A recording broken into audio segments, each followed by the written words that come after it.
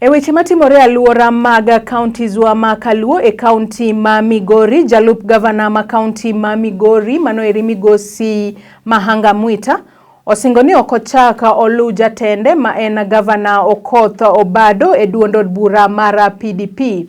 Mahanga owacho ni en jakanyo mar duond od bura mar ODM to Obado loko pache kendo loso duond od bura noero mar PDP ma bende en jatende en paro nogo ma bende Obado notimo owuon. Akane oloso e gwenge mag Ntimaru, Kuria East e county ma Migori, Mahanga owacho ni osekedo matek ne ODM kuom higni mathoth kendo koro ODM osechako loso tiende e gwenge goeko mag Kuria. Gino momiyo okonyala juango duond od bura noero mar ODM. Owacho ni podi en e siasa kata obedo ni nitiere weche maliekore ni obiro retire tok ka terms gi ariyo e apisi orumo. Olero ni poko chopo lek mare mar siasa to obiro lando machiegni ondamo mibiro kao to kwedo weche maliekore ni ochano bedo jalup governor kendo kata ochano bedo speaker mar county assembly ma Migori.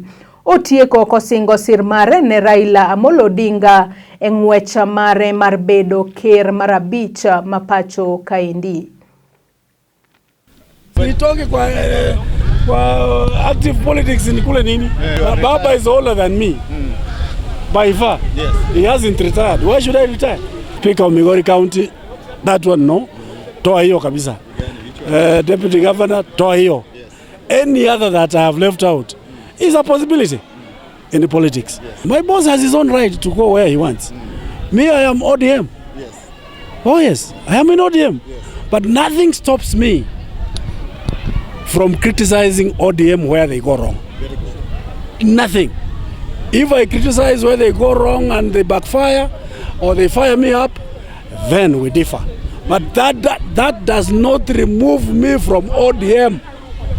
I will criticize ODM inside, outside, wherever, and they must be receptive. Because I'm a live member. If ODM remains on course and remains focused, because there are a few things they have done which I'm not happy about.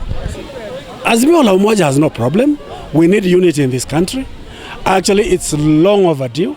As for Raila's presidency, nobody's ever too old.